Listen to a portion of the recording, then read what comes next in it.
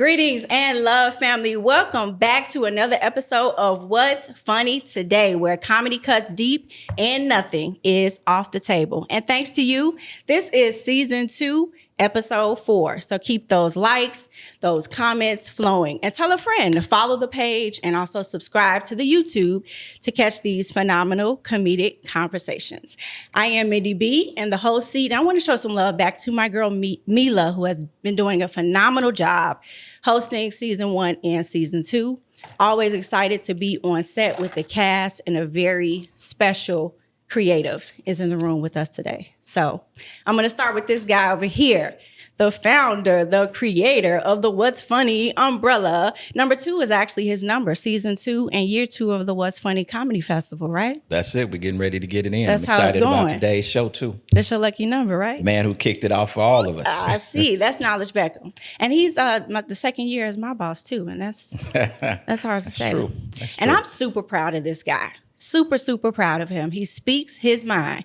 And believe it or not, a lot of people are watching this show because of you. Facts. You are 25 years in the game, one of the flyest, and arguably one of the funniest. This is our resident comic, Sean Morgan, ladies and gentlemen. Hey. Yeah, That's not the argument. Now, our special guest is a true creative. Bear with me because his resume is impeccable. He is an author. He is a filmmaker. He is a producer. He has served as a consultant for many major networks, including NBC, HBO, Comedy Central, and Second City. He has won an award, the Peabody Award to be specific, for his executive rights in producing 2 documentaries, Still I Rise, that's Maya Angelou, and Punch 9, that is the late Black Mayor Harold Washington. He is also the founder of the legendary and hottest 90s comedy club, All Jokes Aside. If you don't know, All Jokes Aside created a stage and a space for not only Black comedians, but Black culture to perform where there were few and far to none, paving the way for many of your favorite Oscar and Emmy award winners that you watch every day. Jamie Foxx, Monique, Dave Chappelle, Steve Harvey, the late Bernie Mac, and Chris Rock. So let's give a huge warm welcome to producer and filmmaker, Mr. Raymond Lambert. Thank you. Thank Yes, you so sir, much. Ray. Appreciate you pulling up, brother. Thank you, man. Appreciate it. Wow. So with me naming all of those names, I'm just curious, how old were a lot of those comedians during that time? I would say we had people who were actually teenagers or close to 20. I think Chappelle was probably 19 or 20. I know he couldn't drink. And then you had older folks like Bernie, who was pretty much established, probably was 30 at that time, I would imagine. Wow. So it ran the gamut from very young to folks who were somewhat established in the business at that time. Wow. And you're from Delaware, Yes. by the way, Yes. running the comedy streets in the 90s, right? So, and you have a degree and an MBA. Degree Yes. in what? Marketing And your MBA is in? and business administration. Okay. So was there a plan for comedy? No. Or did this just, I'm just curious with your resume. I sort of fell into it. I literally went to a comedy show in Los Angeles for work. At that time, I was working for Chris Gardner. Most people know him from the movie The Pursuit of Happiness. Right. I was working with Chris, and we went to a comedy show and literally met a couple of comedians. One guy, his name was Rex Garvin, who was at the Comedy Act Theater at the time. And it was so good that I said, well, where are you going to be the next night? And then we went to another show the next night. Then I said, well, when are you coming to Chicago? And they were like, well, we don't come to Chicago because we can't get booked in any of the clubs. And at the time, it was 5 clubs. It was 5 stand-up rooms in the city of Chicago at the time. In River North, it was 2 or 3. You're Catching Rising Star, Improv, Funny Firm. It was 5 clubs. So I found that to be really interesting. I thought, this sounds kind of weird. Like, this doesn't make any sense. So just curiosity got me to say, well, let me see what's happening here. So then I started going to nightclubs. So Bernie was at the he was at the Cotton Club. It was on Michigan, but he wouldn't come on until like 11 o'clock at night. And then there were folks who were opening for musical acts at the time. So I just started going. And then they were doing coffee shops. And then it just started being one of those things like, well, since there's nobody here, would you be interested in putting on a show? So it's going to be like a hobby kind of thing. And I'm like, okay. My marketing mind was sort of like, okay, well, I'm happy to help. It's like a case study kind of thing. I'll find a place, and we did it. And that's how we literally started just doing weekend type shows. Wow. So Ray, after this, now that you look back, that was early 90s through mid 90s. Yep. Would you consider yourself, as you take inventory, are you more of a comedy guy or more of a business guy? I think I try to pride myself on being right at that intersection. Okay. Right. And in some of the conversations we had off camera earlier, sort of what Sean was saying was really interesting from both hats that I tried to wear. So I became a fan and a purist. So I felt really strongly about that and their point of view. But at the end of the day, I knew we had a business to run and keep the door open. So there were certain things we had to do in that capacity that might, from an artistic standpoint, might infringe on that. Sure. But I tried to balance that to the best of my ability, including there were acts that I didn't find personally funny, but that doesn't really matter because there was an audience for that particular comedian. So that's a real fine line to walk. But and I didn't have to do it that often because everybody was, for the most part, so fantastic and so talented that it wasn't hard. Let me So say. elaborate on that. Give us kind of like a first night story. Sure. Like that moment where you knew you were onto something and you had something special. It took a while because I tell people that, like, I can still remember clearly when we had more family and friends in the audience. Mm-hmm. You know what I mean? There were 8 people on the show and Bernie was a headliner. Mm-hmm. So I think it took about 6 weeks before we thought, well, maybe we have something. And then it was Steve Harvey, actually. What really broke us through was Steve and WGCI radio. Because people weren't familiar with comedy clubs because there weren't any. Right. So to break through the clutter, and there weren't comedians as sidekicks on radio. That's a relatively that was a new thing. You had musicians who would stop by, or somebody that was a star that was on a sitcom or was on a movie star, might stop by and say a few words. But other than that, that wasn't a thing. Mm-hmm. So as life goes, classmate, I went to Morehouse College. So a classmate that went to Spelman's dad, this is literally a story where she says, well, I heard you're doing comedy. You should go talk to my dad and see if you can run some ads on the radio. Mm-hmm. So I'm like, well, who's your dad? And it was like Marv Dyson. And Marv was running GCI. GCI. Right. But you know how kids talk about their parents like it's nothing, right? And I was thinking, that's the #1 radio station in this town. She go, I'll call him right now. So this pre-cell phone, tell my age, but so calls didn't happen just like that. You had to wait by the phone for the call. So anyway, so she goes, my dad says, come here tomorrow and he'll talk to you. And then Marv, I went to see Marv, and all my friends were like, make sure you don't pay no advertising. GCI is so expensive. They're going to try to make you buy a whole group of ads. And I thought, well, I don't have any money. Credit cards were maxed out. It was like, that's not going to happen. So I went to see him, and he changed my life because he said to me, okay, I know you don't have any money, but here's what I'm going to do. I'm going to give you an opportunity to bring your comedians up here for 2 or 3 minutes, because my objective is to get your business to a point where you can buy advertising. And you see, he's old school, and that's how things grew back. You know what I mean? Right. I don't think we see enough of that these days, where he's like, this is how this is going to work. Right.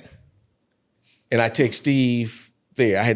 This is the first time I had worked with Steve. Who did you take? It was Steve was the first person. Okay. So Marv said, you got 3 or 4 minutes. Doug Banks was in the morning at this time. This is before even syndication. So I said, okay, Steve. and a lot of people, Steve is one of those complicated figures where you either love him or you hate him, and you feel as strongly in your opinion, Right. whatever side you come out on. Right. And he makes it easy for you to feel whatever way you do. So he's a complicated, or he can be a complicated figure, but he's an incredibly hard worker. So and a great salesman and a great business person. Okay, so I said, Steve, we're gonna go up here. And he goes, well, how much time do we have? I said 3 to 5 minutes.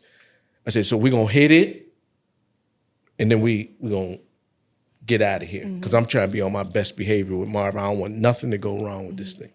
So we get up 5 in the morning to get the Doug show. Steve gets on, be at All Jokes. All Jokes is located at there. He's telling all the story.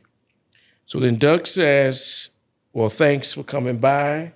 I've heard a lot about All Jokes. I'm looking forward to the show. And what time again? You know, he even gave us another more shout out. So I'm looking at Steve, and then Steve says, I got up at 5:30 in the morning to come down here at 6 o'clock, press my clothes and everything. He says, I'm not leaving right now. And I was looking at him like, I know he must be joking, right? So I'm like waiting for him to say, I'm just joking with y'all, whatever. He said, no, I'm serious. I'm not leaving. So Doug he's putting everybody on the spot. So all of a sudden, you start seeing people coming from out of their offices, like, We want to see this guy. Want to get him, is he going to leave out of here? People, it became a joke. The lines start blasting from people calling in, because he's going off like, I'm not leaving. And he's going on and on. You don't know nobody funnier than me, ever been in here, blah, blah, blah. He was on there for an hour and a half, and that changed our life. But he left the studio, and he goes, where's the phone in the office? Because it's going to be ringing off the hook. And I was like, we don't really have it, because we had a phone in a closet, right? We don't have an office. Right. He went there, and he answered calls for like 4 hours. Dang. And that night changed everything, because I tell this story that's the night Bernie and Steve met, because Bernie was the host of that show. Okay. And then it was like incredible. And that turned the corner for us. Yeah. That started his radio career, because after that, he started subbing for Doug in the mornings. Mm-hmm. And then before you knew it, once Doug went syndicated, Steve had his own show. Right. I think he owed me at least $2 or $3 million. That's what I'm calculating it in my head. I might put Sean on the spot, because Steve Harvey got mentioned, and I wondered if he dared to share one of his Steve Harvey experiences. Oh, but he doesn't have to if he doesn't want to. But I'm just... Mr. Lambert nailed it. Like, either you really like him or you don't fuck with him. So, like... I have. So you got to remember, right? Coming up with Janice, Bernie's daughter, I'm always gonna have a bit of a bias anyway, because I know the backstory on a lot of that shit, right? But I can say this: every experience I've ever had with him was not pleasant. Like it was a very down talking, big I, little you type conversation, and I've never found him funny. So I took it even harder, because I don't even like you, blood. Like, I don't even understand how the fuck you got any money. Raymond, did you witness anything like that from Steve? Well, I think that's always been the case. Like, is Steve funny or he's not funny? And you know, we could debate that. For me, I think he's good at what he does, right? So if you say, I mean, even the devil was an angel, and you can and I can completely understand that, because he's a polarizing figure. There's just no question about it, right? So then you get to, okay, well, what does success look like, and how do you define it, right? Like, or what's important to you, and how you're going to look at the whole picture. And for me, whenever I needed him or whatever I needed him to do, he did it for me. And I probably spent more time with him than anybody. Maybe Monique, maybe, because at one point they both had comedy clubs. So we'd be talking about that part of it. Got it. He's He's one of those figures that, I always say the thing about Steve for me was whenever I needed him, he was there for me. But what I take from him, if I'm telling like young comedians or entertainers, is that the idea of hard work, right? So you can say, well, he ain't that funny, right? And I'll say, well, but where he makes up for it, if you don't think he's funny, is hard work. So when I was doing, say, if I wanted to do 9 shows in a weekend, he could do 12 to 15. So it's kind of like, it's like a player who you might say, well, he ain't LeBron or he's not Jordan, but he gonna be here and go hard for 35 minutes. I can count on that. I have to play devil's advocate, but if you're not that talented, don't you have to work harder? I mean, don't that just make sense that you have to press harder? Because now instead of people seeing your talent, you have to convince them that you have it. Well, but here's the thing though. You have to have some talent or that's not gonna work. Right. So if you don't have any talent, right, and you work hard, that's like saying like I'm not gonna We've seen it. You see what I'm saying? We've seen it. Yeah, I get it. I'm just saying it's hard. I'm just saying I think it's hard to ultimately to attain a certain level of success. I'm not, and forgive me for cutting you off. I'm not saying that he's trash. Right. But in the comparison of the grander scheme of comedy, like we did the Mount Rushmore of comedy. He's the king of comedy, but nobody mentioned him. Do you understand what I'm saying? His movies weren't memorable. What we know about him from the Ocean's 11 stuff, and like even what I took personal. Okay, we're gonna move on from Steve. Let me hear what Raymond has to say. I think. So that's a personal experience. Yeah. The truth of the matter is, I've heard a lot like recently about. When I say recently, I mean in the last decade or so, about this relationship between Steve and Bernie, which I don't know anything about. So when I hear about it, I'm like, I don't even really know, because the Kings came after. Right. I had nothing to do. I had booked all of them. Unfortunately, I had a vision for that. But so I didn't know that. I've heard those conversations. But so I guess we all have different experience with different people. So I mean, and that's with everybody. But he's a difficult personality for some folks. That's just the nature of his. But I know people that love him. Yeah, like you. I know everybody's gonna have different experiences with different people. That's. I'm friends with him, and I'm friends with the producer. I'm friends with Mindy, but there are people who absolutely despise me. But in my opinion, right, to stand corrected, it's not for the same kind of reason. You know what I mean? Like I respect the respectable, and sometimes people just don't like truth. But to call people and say, don't put them in a movie, I want to do it. Like, that's undermining shit that I would never do. Do you understand what I'm saying? That happens a lot. Yeah, but in reality, I'm saying I've never don't do it, maybe. Yeah, I've never done it. That happens a lot. And I think the further you get up the ladder, because I've heard some people on here talk about they know, like people that they used to run with, et cetera, never really reach back, et cetera. Like people... It happens all the time. Some people move. That's how people move at the end of the day. I do want to ask you about, since we're talking about all jokes aside, but as a comedy club owner, all jokes aside, was open for how long? Between the 9 years. 9 years. So one of the things that we've talked about on the podcast, which is you may or may not know, right? But and Sean probably knows better than I do, but the comedy club landscape. As a comedy club owner, I think one of the things that we run into more recently is folks that may, do sketches on the internet. They've amassed these huge followings, right? Because they're doing things that speak to that algorithm, et cetera, and they've built up a following, haven't really built the act. Right. But they have the following. And so when they go out, travel, you get crowds full of people that want to see them. Shows are not great. Right. But the comedy clubs are saying, hey, you can get asses in the seat. Right. I got to protect the business and keep the business open. Right. Where maybe folks that have a much better act, right, more traditional stand-up comedians, aren't getting those same looks. And when they come to the clubs, many times they're not doing the same numbers.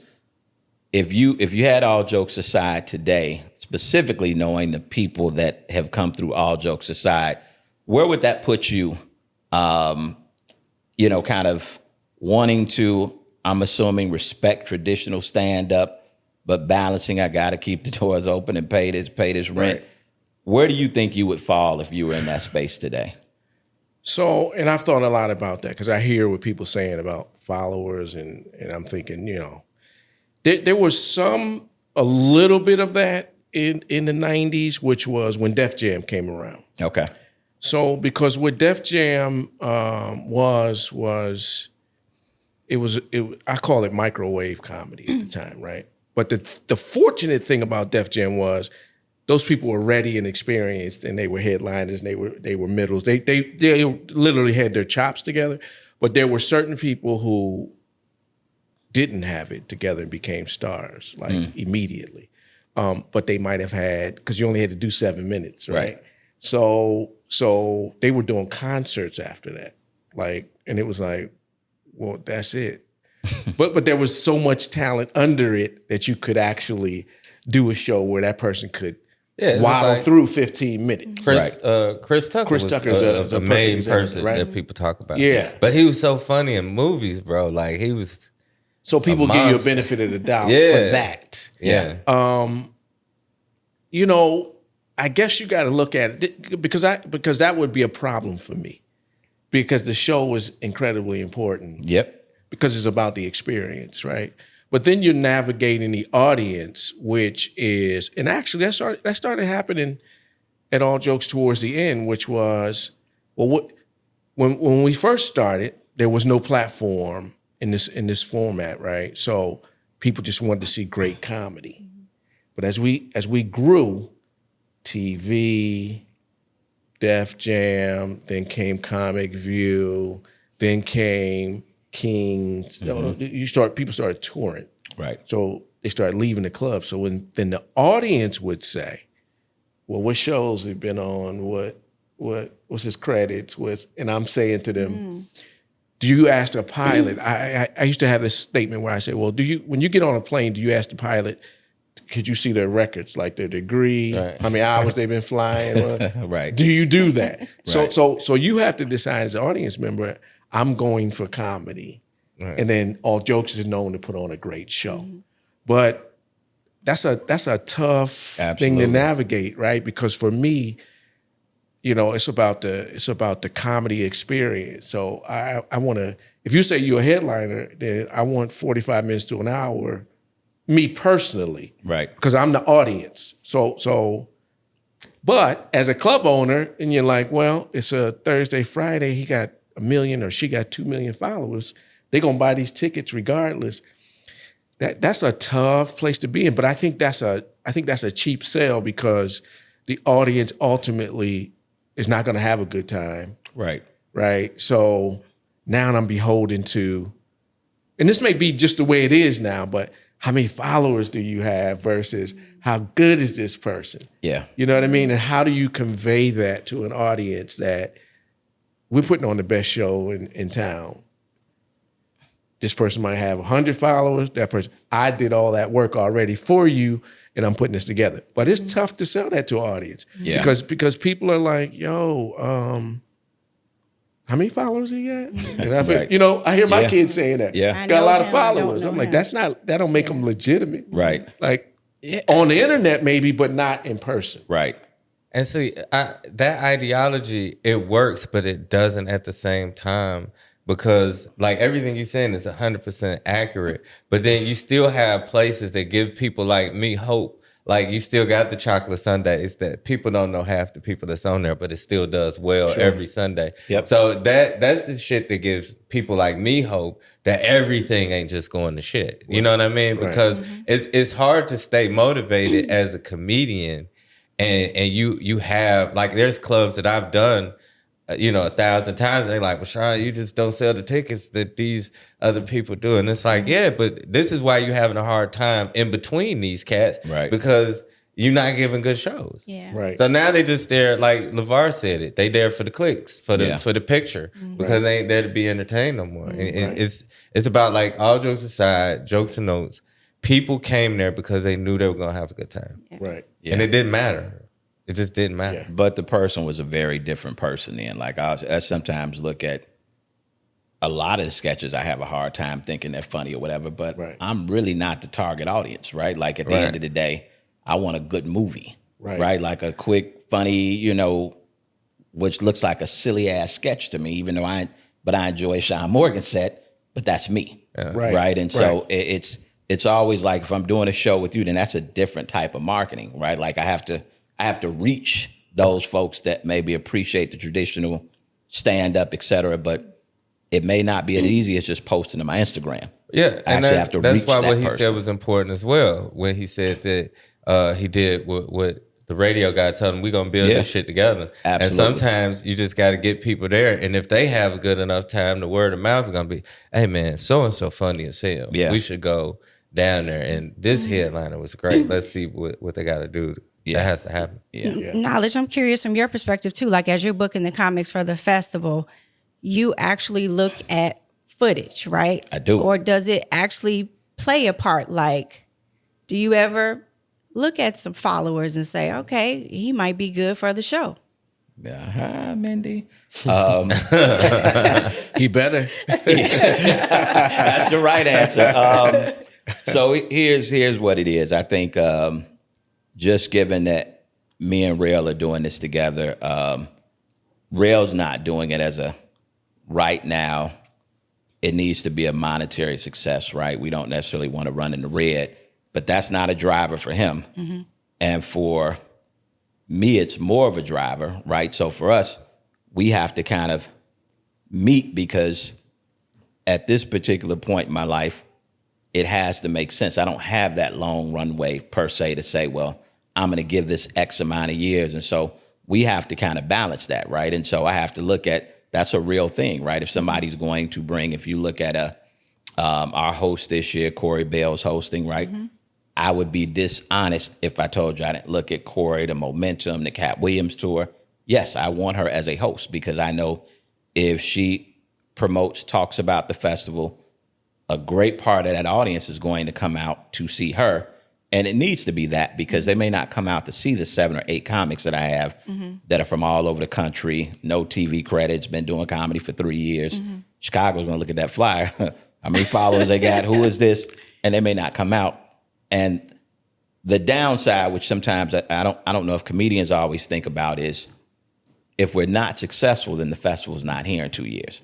See, that helps no one, right? At the end of the day, and it really impacts comedians, because entrepreneurs, for the most part, we move on to the next thing, right? You can find me flipping a house or doing something else, but now that entire platform that could have created opportunity for so many, it's not there. So long way of saying I have to look at it all, right? I have to look at it all, and I don't want to discount just because you're having success on the internet, right? Like a cousin Tierra, right? I was talking to Rail the other day because she went out there and did something, and I know Rail had seen her, but he was like, man, she's funny. You know, and she's not an internet comedian, but she has a lot of success on the internet. So some people may put her in that lane, but she's a legit stand-up funny as well. And so she started as a stand-up comedian that just so happened to get followers like through corporate and different skits that went, viral or whatever. And then going back to you, Raymond, with all jokes aside, I know we talked a lot about Bernie and Steve. Sure.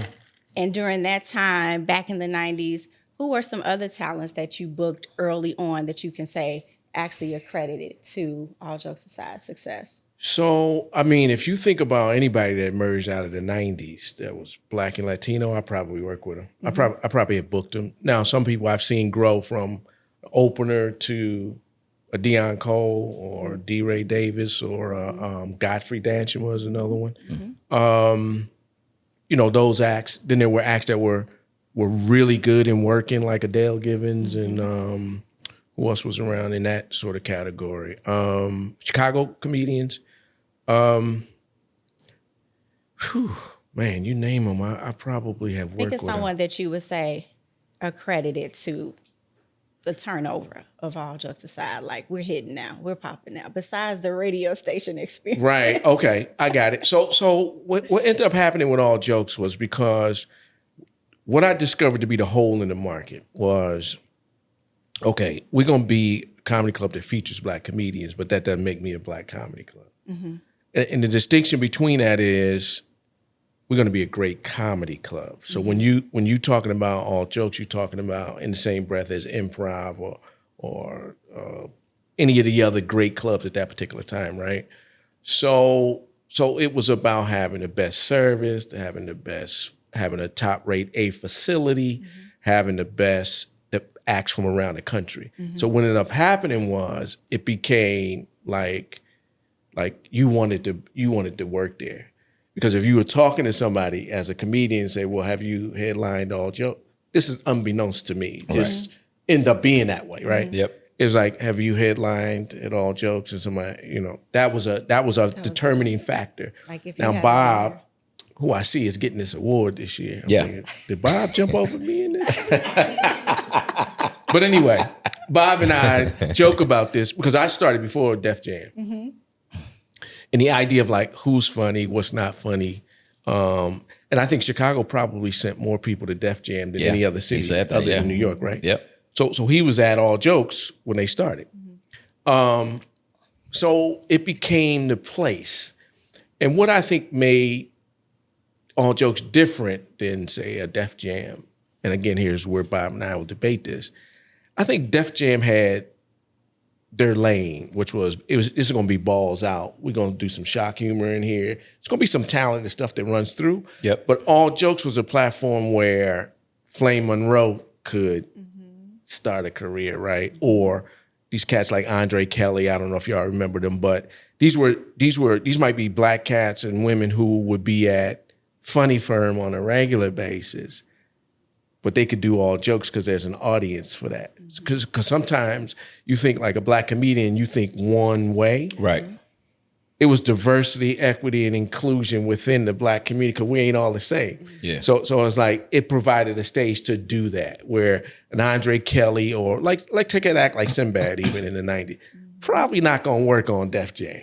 Right. You know what I mean? It just ain't hitting like that. Right. You know what I mean? It's too...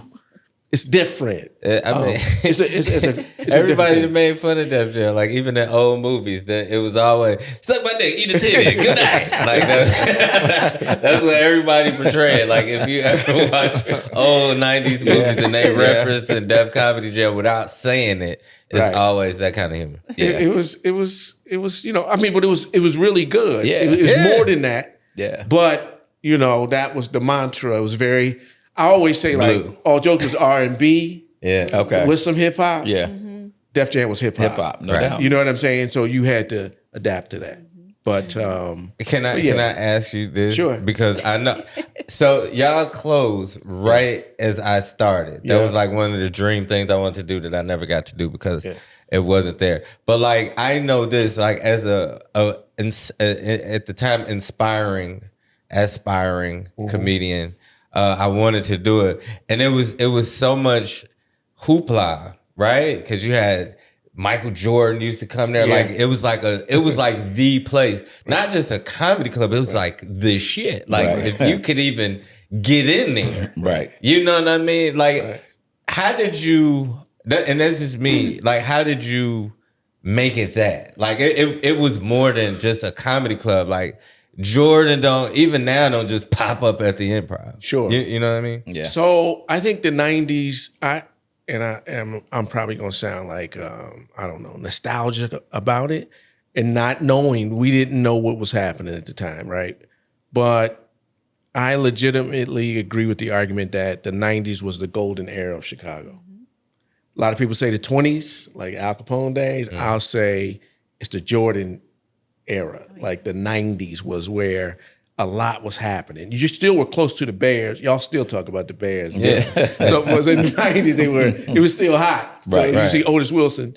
I'll tell you a funny story. It was Otis, it was like 3 or 4 Bears. And you know how like if you play sports in high school, you think like, man, if I would have just dedicated myself more, put on about 40 more pounds of muscle, I probably could have did something. Right. And then you see the Bears come in, you like, Nah. Yeah, college was a great choice. it would kill me. Was a great choice. Right. So, but anyway, so it became where the culture was just hot. And I think we just had a level of excellence all around that everybody wanted to be a part of it. So it was like, whether you were aspiring to be somebody, we got 5 seats so you can sit in and watch Bernie tonight if you're a comedian, and this is a Corey Holcomb or a D-Ray or a Dion, right? Or women, which probably made up 60% of our audience. This a theater, really. It ain't a club where I got to worry about me and my girlfriend, somebody hitting on us, doing something crazy, right? Right. I lucked into things like we had, I guess this is being recorded, so I'm a statute of limitations on this, but we end up making friends with off-duty police officers because the police station was at 11th and State. So it was cops that started coming, and then they like, you want us to just hang out, make sure, nothing's happening? So there was a sense of security about the place where, I see all these tragedies that happen, which are so terrible. But I always tell club owners and restaurateurs, you got to manage your outside of your building as aggressively as you manage the inside, depending on the audience. Now, we just so happen. Y'all ain't let the YNs in. Well, I tell you, it's interesting you say that because I remember being on Damon Williams coming off stage one time talking about a guy that was in the audience. And he was like, dude, that's like the head of whatever the thing was.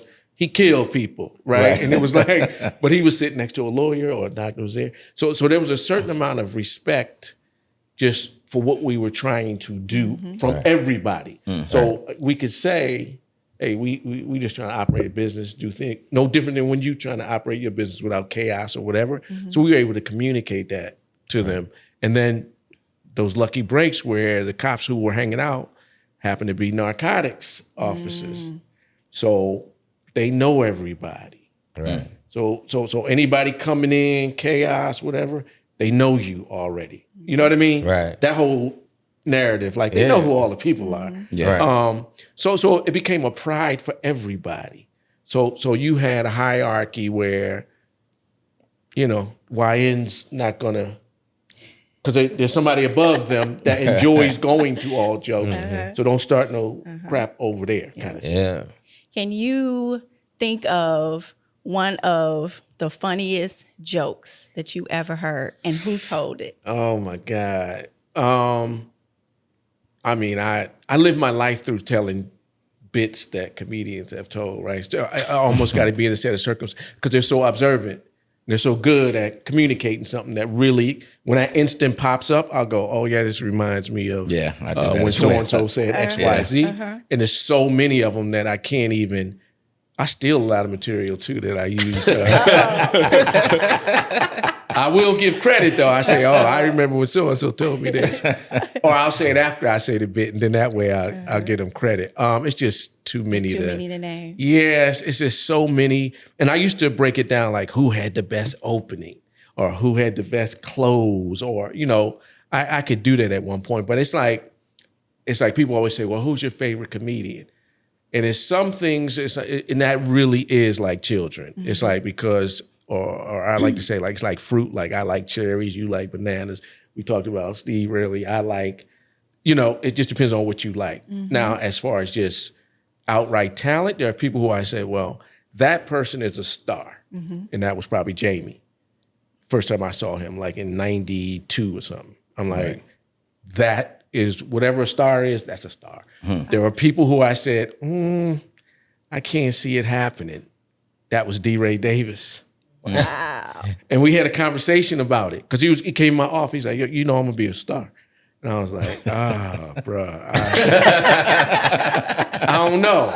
You know what I mean? I don't see it. Right. But maybe. Yeah. He's like, no, I'm for real. I was like, I don't know. You know what I mean? I don't see that, but you still can have a really good career. You know what I mean? Go on the road, work on a regular basis. But as far as like a star, I'm like, I don't know about that. And I was completely wrong. Yeah. You know what I mean? Yeah. So it's one of them things, you know. It's always been unpredictable. Yeah, Like, it is, I've definitely. predicted great chunks of talent, and then there were people who, same thing. You see, and you see, like, I've watched people as openers and been like, and then they go on. You know, what I'm saying? Like, and it's no disrespect, and I hate to bring her up again, like Dawn B. Yeah. Like, when I first seen Dawn B, I was like, oh, poor baby. And then she went to New York and is an absolute monster. Yeah. So some people can be like, oh, okay, I didn't see that. And it's a pleasant thing. Yeah. So you got to share. Let me ask this really quick go for ahead. me.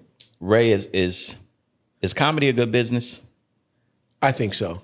I think it's not only is it good, it's necessary, right? And it's, I feel like, and some of the things I want to do, dipping my toes back in this a little bit, but I feel like comics are like the truth tellers in our community, right? They are the ones that we listen to. There's been all these studies about this, like, you know, I think behind preachers, y'all are the most trusted, which that's kind of weird too, because I would think I would think that would be flipped. Right. Y'all should be number one, but it's really important. I mean, I think without humor, the ability to laugh, whether it be a serious topic or just for fun, it's necessary. So it's like, how do you? And then also, I'm spoiled because I was able to see some incredible talents that are iconic. I'm real curious about y'all's around Mount Rushmore because I want to know if I've worked with all the people that will be on it, but probably not. But it's so important that the struggle, which I'm sure you deal with, is like, how do I deliver it? Because I've seen Bernie with 300 people. Right. I've seen Chris Rock with 300. There's nothing like that. Right. But I understand the economics. Because sometimes you tell people how much comics make, and they're like, what? It's like, no, didn't you count? It was 20,000 people in there. Right. If it was $100, he walking away with most of it, right? So I think that gets lost, right? And then the idea of, you know, the grind of running a club on a day-to-day basis. And then once the people, you know, because it's a grind, because I'm looking for the next thing, like almost like music. It's like, we're going to start out in this club, then they're going to get bigger, and never return. That's what I would ask you. What's the ups and downs Yeah. after knowledge's question? What's the ups and downs of And the that's business? what makes it hard. And it's a grind. It's a, you know, I always say it's a young man's business because it's you up at 5:30, 6 in the morning. You ain't going to bed until 2 o'clock at night. I mean, if you really doing it, right? But it is necessary. So I'm hopeful that, you know, some folks take the mantle. But the landscape looks a lot like now when I started, which is sad, really, because there ain't no clubs that I'm aware of. Maybe it's 1 or 2 or 3, so maybe. you do see some things that are missing. Can you elaborate? Yeah. I mean, and again, I don't know what's out there, really. I'm not totally tuned in, but if I look around Chicago, I'm saying, well, where's the venue that all this talent is going through on a day-to-day basis? Right. Yeah. Because the festival is great to work it, you know what I mean, on an annual basis. And we used to do one. That's why I sent you that stuff today. Yeah. The festival is a culmination at the end of the year. We brought 20 headliners back, which became like an NBA All-Star game. And they only was doing 20 minutes, which you know how competitive it is if you've got Chappelle, Bill Bellamy, and Cedric, or DL, they on the same show, and you can only do 20. So the height, you know, I know they were bursting out of the stage like, let me do 40. It's like, no, you can't. 20 and you out, right? But on a day-to-day basis, building up to that, or JB Smoove, that's what I was thinking, who used to have the best opening to me ever in life, right? So you like him or you don't like him? No, I do. I think we gotta do Mount Rushmore after this. No, it's funny because of the cat controversy that you would say that. Oh. Because Cat you and actually JB? know it. Yeah. Because, you know, there was a comedian, was it Eric Spears, who was like, used Cat to book Williams Eric. was talking shit about everybody, but he stole JB Smoove opener. Oh, yeah. Oh, really? So Okay, so that was weird that you was named that. Let's do this. Raymond wants to hear Mount Rushmore, right? Knowledge, Yeah. Mount Rushmore, top 5, Raymond? We're going to do 5? It's four. Four? Rushmore. Yeah, All it's right. Rushmore for Sean, and then the funny story Raymond is going to add if he's worked with them. Well, what did we agree on? It was Bernie, Martin, Richard, and Eddie, wasn't it? Yeah, I think we had this when Yeah. Ray was on. Ray interchanged Martin with somebody else because he said Martin sucked. I forgot who he said. Who did he say instead of Martin? Was it Chappelle? It was He said Chappelle. Chappelle. Yeah, and I thought that was backwards. I still have trouble. Yeah, but and people always get mad at me for saying this, but Chappelle's not a GOAT, man. I give him his show. But smoking squares and having funny points and talking ain't fucking stand up. Like, and I love his show. I love his comedic acting. Stand up. Yeah, but his stand-up, bro, he did a special on Netflix at a school talking. And it's like, what the fuck is this? Like, this the GOAT? So I'm sorry. Like, we talking TV shows, GOAT. Like, the Chappelle show is probably, between that and the Boondocks, the two funniest shits ever to me. Right. Like, that shit was amazing. Yeah. Right. But on the stand-up side, bro, like, if I ask a person to name a bit from Chappelle, no one can do it. And to me, that's not GOAT. People remember Mudbone from 40 years ago. People remember Eddie Murphy Rock. People remember Chris Rock. People remember certain bits. They don't remember him. He's not memorable. So how are you great and you're not even fucking memorable? Okay, Knowledge wants to add, and then I think, Raymond, you got the finale. Well, Sean makes me think a lot. He says he says it with such conviction that I have to listen. And it's a perspective. I don't know. You know what, Mindy? What I've realized is that, I first touched comedy really, right? Obviously through Def Comedy Jam. Never got to All Jokes Aside, Younger, etc. But I never really did riddles like that. I think I did riddles maybe twice.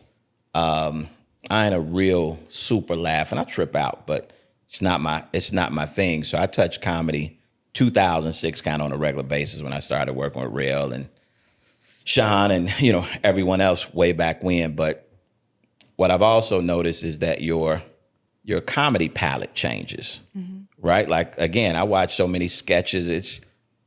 I don't know.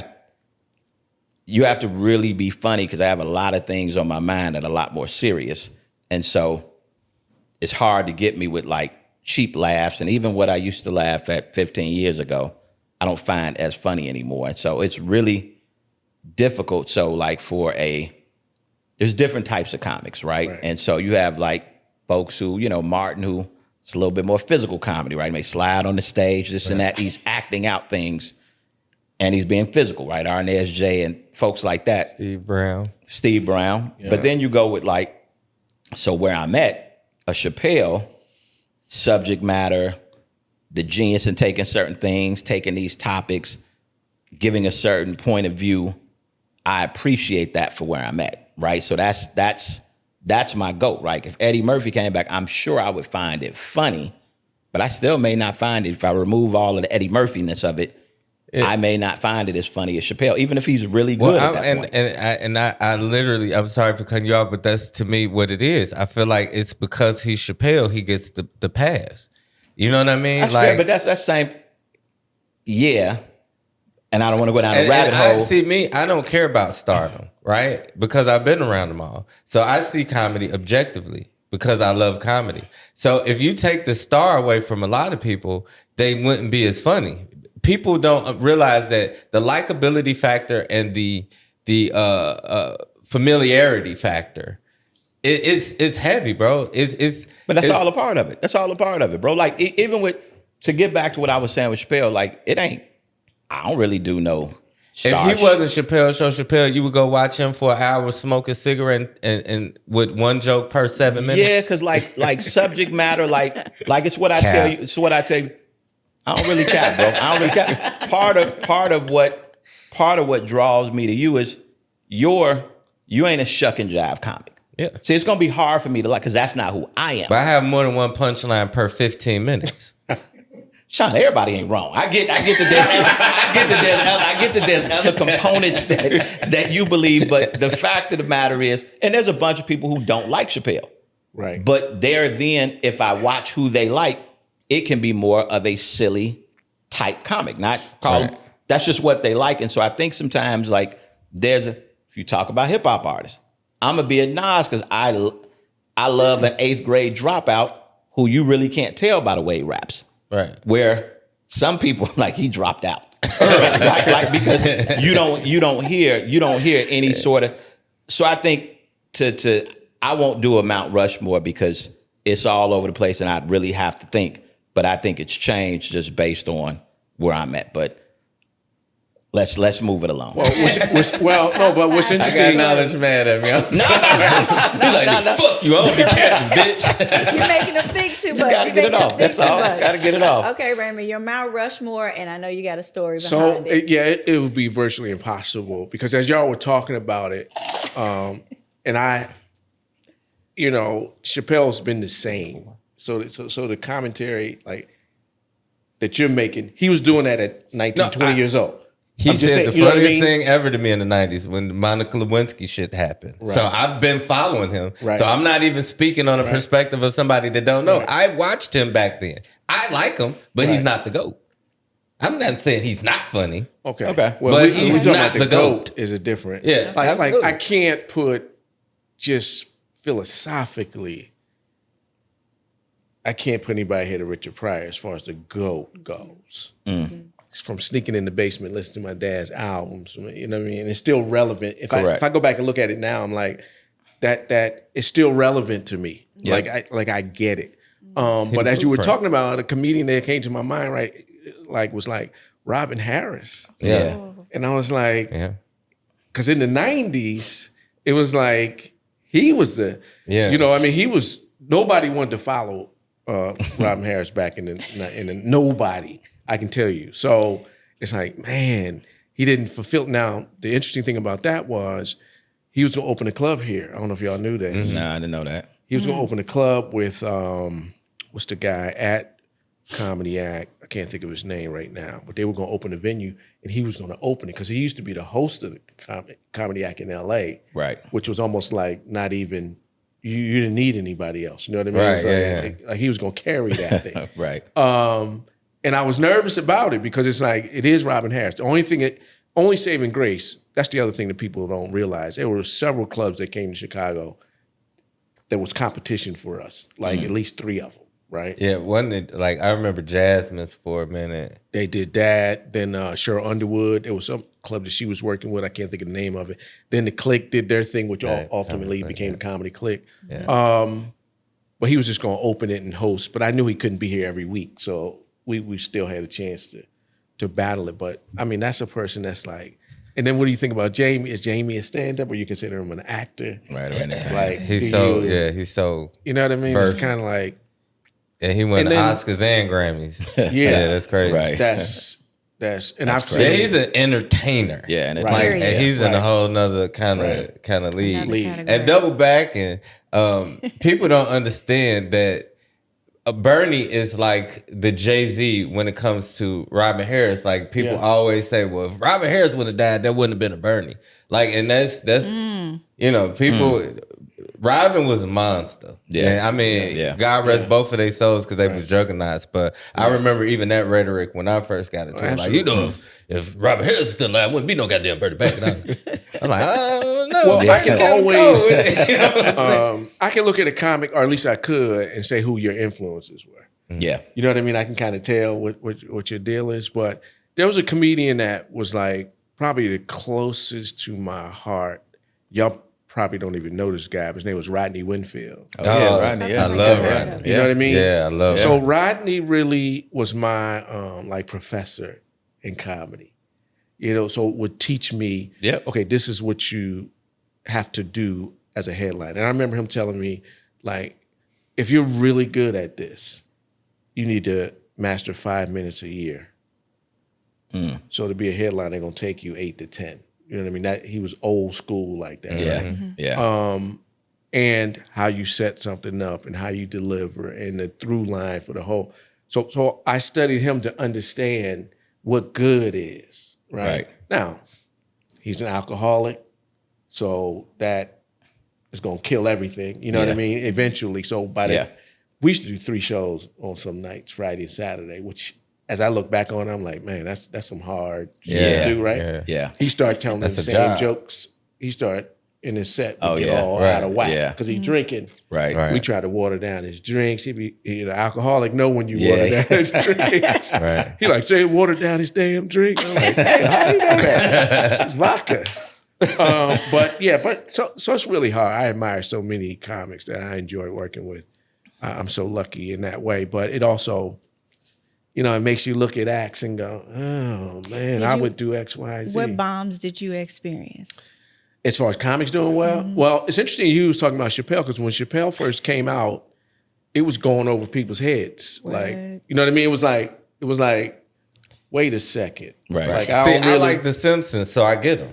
Yeah. You get what I'm saying? Like, he got that kind of humor. Yeah. Yeah. So it took a little while for it to develop and that audience to come around, especially, again, it was Def Jam where you got to hit this 7 minutes and you know what I'm saying? But, everybody had, certain nights and, I think the thing that's really cool to me is that people are still working. So even I saw TK Kirkland on. Yeah. Now that's going to be a difficult night when you at TK, right? It's gonna be, there's probably going to be some problems because that's the crowd he's bringing TK. with him. Yeah. So it's really not an act. Sometimes you listen to him and you're like, he making this up. Like this ain't, you know what I'm saying? Like I've been he ain't knowing really TK do this, did he really? He is It is like- authentically TK. Yeah. It's like, it's real. So okay, this is my last TK joke or TK story. So we noticed that one night it was just like, we'll have regular cops that hang out. But then it was like, they were saying like, why is there so many cops outside or whatever? And they were like, man, this is kind of weird. So anyway, paying attention to it, going through this particular show. TK comes off stage, goes outside, and is arrested. And the cop said to us, if this wasn't all jokes, we would have came in and arrested him took him right off stage. Wow. Because so that's the kind of culture we had. You know what I mean? That's the kind of love we had. Yeah. That they We're would gonna wait. fuck your show up, but we getting this nigga. But we gonna get him. So as soon as he stepped out, he got arrested. I'm like, what is he doing, man? That's crazy. And think about that compared to how it is now, right? Yeah, that type of that's kinda protecting scary. is nowhere near. Yeah, I wonder about that. Like from y'all's perspective, like with young cats these days, do people respect the idea that we're building something here. This is important. No, we just let's don't not be a invite fool. them. I'm gonna just keep it a buck. I'm just glad that YNs don't like comedy. Okay. And the ones that they like, I don't know, ain't on the same show as them. So Okay. yeah, the YNs, they like they the internet people. They the ones who really get the internet people to the bag. Because people of our generation, they don't watch them skits and shit like that. It's the kids that really get them to the bag. Because, like you said, we sit down and we watch that shit and be like,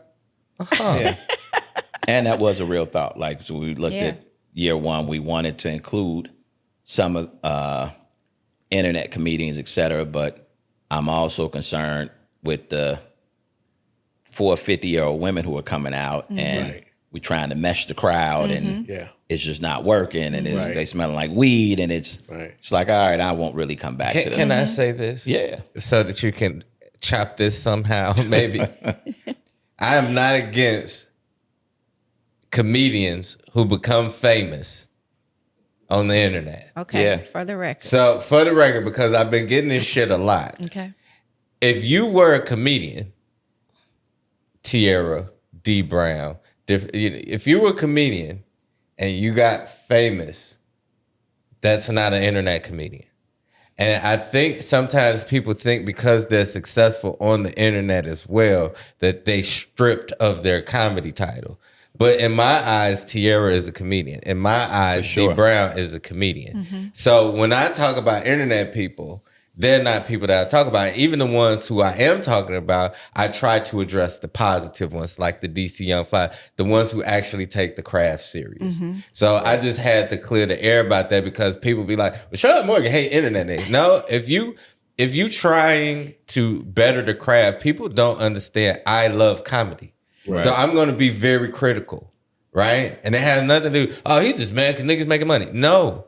If you were making money and you were funny, I would have nothing to say. Right. But if you know what I mean? If Yeah. you get into a bag and I'm sitting here like, how the fuck is this happening? Yeah.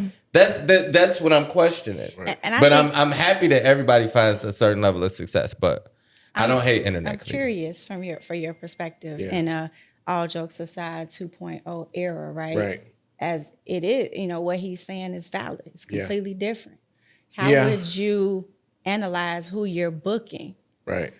So what my aspiration is like, how can we use comedy for social change, right? That I have an interest in that. How can we leverage that? Because they listening to you, but how can we take what they're listening to and attack some of these issues, social ills that we're facing?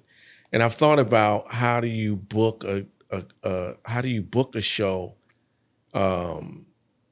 today, and it's got to be hard because if I'm what's my, like, how do I define success? That's where it starts, right? Yeah. So if success is I'm gonna be rich and famous, then I guess that goes with the likes and however you're gonna do that. But if I'm like, I want to put on the absolute best show that I can,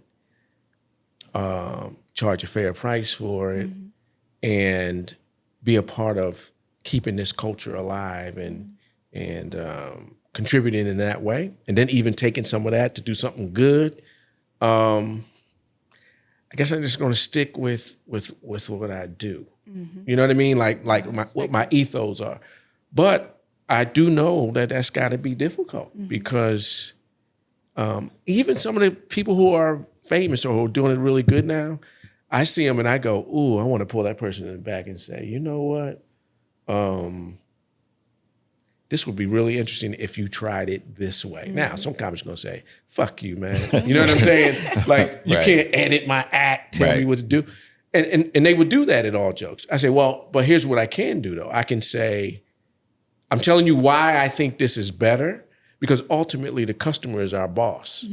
So I'm just in between what I think the boss will like and what will be sustainable. You might say, no. So you know what I mean? Like, I tell you one thing I'm hearing too, like, even language. And I go, you could be blue at all jokes, right? But it had to have something to do with like the bit. Like, It can't be the punchline. No. So I used to say to young comics, like, you know what? Before you watch Richard Pryor, I tell you what, you should watch Ellen DeGeneres and Jerry Seinfeld, so Jim Gaffigan, right? Now that's gonna just throw you completely like off, like what? Right. But I'm just saying, let's take our time to just some fundamentals without the sauce first, Right. and then bring the sauce. Because a lot of times cats will just go straight for the sauce because they say it's like instant, you know what I mean? Yeah. But it wasn't, and then it's like, okay, well, what? That didn't even really mean anything, right? So I don't know. I'm gonna see. I'm gonna see because I'm a fan like you. So it's like and I have to fight that sometimes. Like, yeah, but they like X, Y, Z, so you need a little bit of X, Y, Z. I think it would be for you guys, promotion and owner wise, with this cancel culture, because and I say this from the very bowels of my soul and spirit, niggas are dumb. Right? So we the only ones that cancel ourselves. We the only one that take ourselves out the running for a bag. You know what I mean? And I think that would be my biggest fear as an owner or whatever, because it's like, if somebody get up here and say some shit, then niggas just, they love to cancel each other. Yeah. Like, white people don't do that shit. They don't cancel it. Even if they, like, you had some, in extreme cases, you had the Roseanne shit, right? Right. But that was only because it was in the midst of, I think it was only because it was in the midst of the pandemic and all the shit that was going on, so everybody was hypersensitive at that point. Right. But it was funny. Like, if you Google who she was talking about and the character in that movie that she was talking about, it's fucking funny. If it was black, people would have laughed, but because she was white. So I think that would be what would be scary for me. How would y'all combat that? Like, honestly speaking, because we cancel ourselves. No one has to do it for us. There's it's interesting you say it too, because I think there's probably going to be some audience education that has to take place too. Like what can I do to educate the audience to what is really good and what's not good, or maybe is there a way for you to look at it this kind of way if you like, you know what I mean? Like, which is different than music because people just kind of say, well, I think this person's good. But I think it's going to probably take some of that too, like educating the audience, which we had to do because, you know, we need a little education, right? Yeah. And then even serving each other, it become an issue. Like it's a challenge sometimes because it's like the way we serve each other, it gets a little frisky sometimes. You know what I mean? But I get it. That's a process. I seen somebody spaz out the other day. A person was helping another person, and they said, "Can I get some help?" And they said, "Well, I'm helping this person, so I can get to you when I'm done." He said, "Well, I asked you, can you help me?" I said, "Can I get some help?" And I wanted to say, "Don't get the goof ass." All right, You guys. mad at somebody? Well, we got to wrap. We are coming over time, and I love that from you, Raymond, too. The advice that you gave to club owners, producing spaces, people like knowledge and providing that advice, and even the gems that you provided to young comedians as well. Yeah, I personally didn't work there, but I still appreciate the trickle down effect. Absolutely. That everything that you guys did that contributed to not just my career, but comedy culture. And so it's an honor to even finally get the opportunity. Absolutely. Indeed. Thank you so much. Raymond, make sure you drop your social media so we can make sure everyone is following the filmmaker and producer. Okay, it's at Raymond C. Lambert, old school. I know that's long, Raymond but C. Lambert. come up with something. We thank you guys so much for joining and watching season 2, episode 4. Make sure you are continuing to like and subscribe to the YouTube channel. Don't forget to tell a friend. I am Mindy B, and thank you so much.